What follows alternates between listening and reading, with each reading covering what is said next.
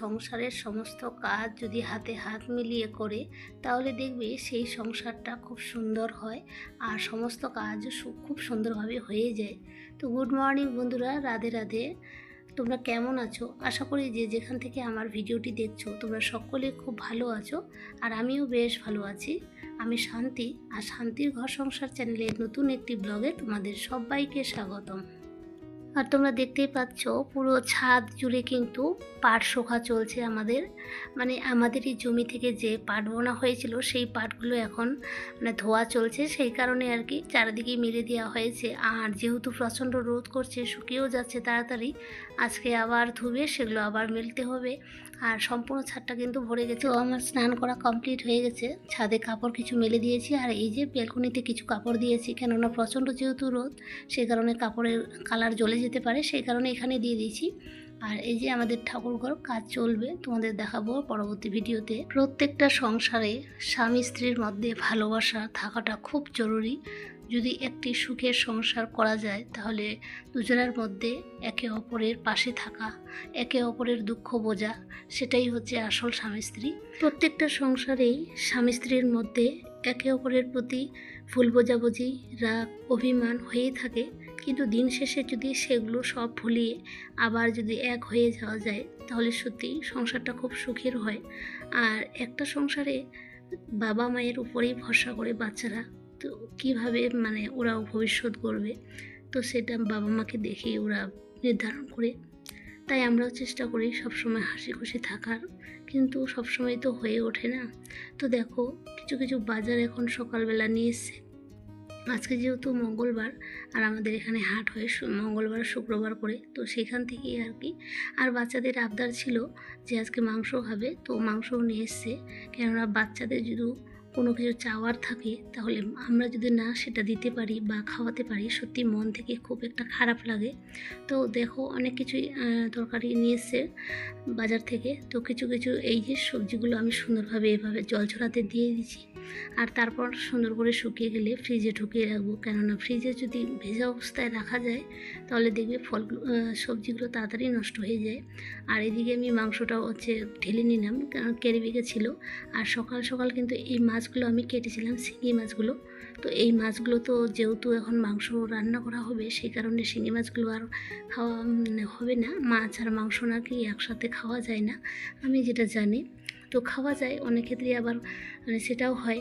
তো সেই ফ্রিজে আর কি রেখে দিব।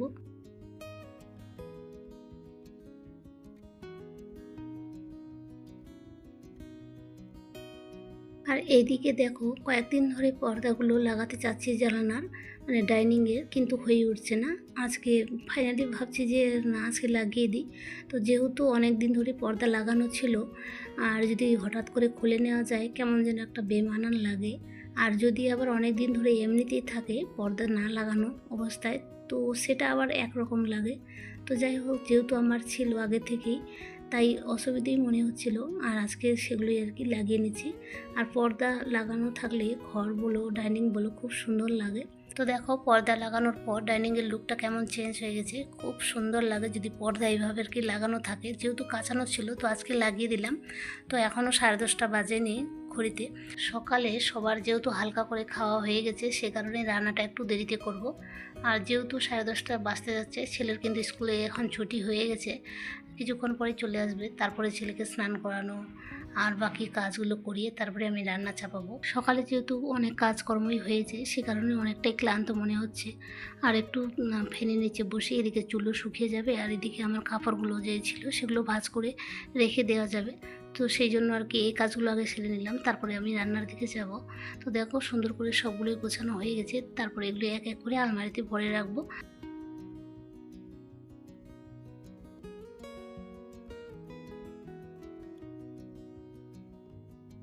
তো রান্নার যা যাবতীয় কিছু কাটাকুটি ছিল তো সেগুলো সম্পূর্ণ করে তারপরে এখন চলে এসেছি রান্নাঘরে রান্না করতে।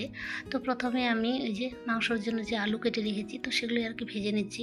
আর ভাতগুলো আমি পরে বসাবো, আগে মাংসটাকে বসিয়ে দিই। আজকে কোনো প্রেশার কুকারে রান্না করব না, আজকে হচ্ছে কড়াইতেই সেদ্ধ করব। সেই কারণে আজকে মাংসটা আগে রান্না করতে ধরেছি, তারপরে আমি ভাত চাপাবো।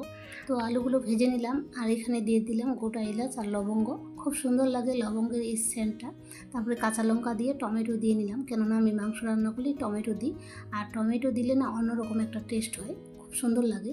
অনেকেই আবার হয়তো টমেটো দিয়ে খায়, কিন্তু অনেকে হয়তো খায় না। তো আমার বরাবরই মাংসতে টমেটো লাগে। তো এখন মাংসটা আগে টমেটোগুলো ভালো করে কষে নিয়ে তারপরে পেঁয়াজগুলো দিই, মশলা টশলা সব কষে নিয়ে আমি এখন মাংসটা দিয়েও নিয়েছি। মাংসটাকে কষিয়ে ভালো করে এখন জল দিয়ে ঢাকা দিয়েছি, ততক্ষণে মাংসটা সেদ্ধ হোক। আর এদিকে যে আমি ছোটো ঝিঙেগুলো ভাজা করছি তো সেগুলো প্রায় হয়ে এসে জল শুকিয়ে গেছে। আর এখন দিয়ে দিব জিরে গুঁড়ো আর লঙ্কা গুঁড়ো, তেল দিয়ে হালকা করে ভেজে নামিয়ে নেব। তো আজকে যে আমি ভয়েস ওভারটা দিচ্ছি আমার মনটা কিন্তু খুব খারাপ, সেই কারণে আমার না কথা স্পষ্টভাবে বের হচ্ছে না। কেননা ইউটিউবের যে একটা ক্রাইটেরিয়া ছিল যে 1000 সাবস্ক্রাইবার আর 4000 ঘন্টা ওয়াচ টাইম 1 বছরের মধ্যে পূরণ করলে মনিটাইজেশন অন করা যায়। এখন সেটা 4000-এর বদলে সেটা 8000 করে দিয়েছে।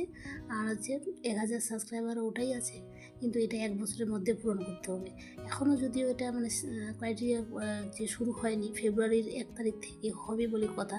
তো এটা আমি আজকে ইউটিউবে দেখলাম বেশ কয়েকজনের ভিডিও, তো এটা বলছে। তো আমাদের মতো যারা ছোট কন্টেন্ট ইউটিউব শুরু করেছে, খুব চ্যানেল ছোট আর রেগুলার সেরকম ভিডিও দিই না, তাদের ক্ষেত্রে তো বিশাল একটা বড় ধাক্কা, তাই না? আমাদের সেরকম ভিডিওতে ভিউজও আসছে না আর আমরা রেগুলারভাবে ভিডিও দিতে পারছি না। তো কী করে 8000 ঘন্টা আমরা ওয়াচ টাইম পূরণ করবো বলো? তো যাই হোক, দেখো এদিকে আমার কিন্তু মাংস কমপ্লিট হয়ে গেছে আর কিছু স্যালাড কেটে নিয়েছি। আর এগুলোই সিম্পল রান্না বান্না আজকে। আর দেখো এই যে ঠাকুর ঘরটা হচ্ছে আমাদের অনেক দিন ধরেই ছিল, প্রায় 1.5-2 বছর ধরে। তো আজকে এখন ফাইনালি আর কি কমপ্লিট করতে যাচ্ছি। জানি না ভগবানের আশীর্বাদে কী হবে, ভগবান যদি সহায় থাকে তাহলে সব কিছুই কমপ্লিট হবে। তো বন্ধুরা, তোমরা যারা আমার ভিডিও দেখো তো প্লিজ আমার ভিডিওগুলো সম্পূর্ণ দেখো, তাহলে কিন্তু এই শর্তটা পূরণ করা সম্ভব। 4-5 মাস আরও সময় আছে মাত্র, কী করে এতগুলো ওয়াচ টাইম পূরণ করবো বলো? তো এইদিকে তো বড় আমাকে দেখাচ্ছে কীভাবে পাটগুলো বাঁধতে হয়, তো সেগুলি প্রথমে দেখলাম, তারপরে আমি চেষ্টা করছি। যখন চেষ্টা করছি যে হচ্ছে না, তখন বলছি যে থাক, তোমাকে করতে হবে না, তোমার বাঁধানোটা হচ্ছে না, এইভাবে বাঁধতে হবে। আর আমার যেহেতু অনেকটাই ছোট হয়ে যাচ্ছে সেই কারণে আর কি। আর যেহেতু পাট বাঁধানোর একটা সিস্টেম আছে সব কিছুরই, আর পাটগুলো যদি এখন ছোটো বড়ো করা যায় তাহলে বাঁধানোর সময় যে একটা খাটনি থাকে তো সেটা বেড়ে যায়। সেটাই বলছে যে তোমাকে বাঁধতে হবে না, তুমি শুকোতে দাও পাট। আর আমি সবগুলোই টেনে টেনে একবারে সুন্দরভাবে বেঁধে নিচ্ছি। তো ওইভাবেই করেছিলাম। তো একে অপরে যদি এভাবে কাজ করতে সহায়তা করি তাহলে দেখবি খুব সুন্দরভাবে সময়ের মধ্যে সব কাজ হয়ে যায়। আর আমি যেহেতু সময়কে খুব গুরুত্ব দিই বা সময়ের মূল্য দিই, সেই কারণে না সব কিছু সংসারে অনেক কিছুই কাজ করতে পারি টাইমের মধ্যে। তো আমার সংসারের সমস্ত কাজ কমপ্লিট করে এই যে এখন বিকেল 5টার মতো বাজে। তো ভাবছি যে এখন পাটগুলো টেনে নিই। আর আকাশের যে আবহাওয়া, কখনো বৃষ্টি, কখনো আবার মেঘ, কখনো রৌদ্র, তো সেই কারণে শুকানো পাটগুলো আবার ভিজিয়ে দিবে।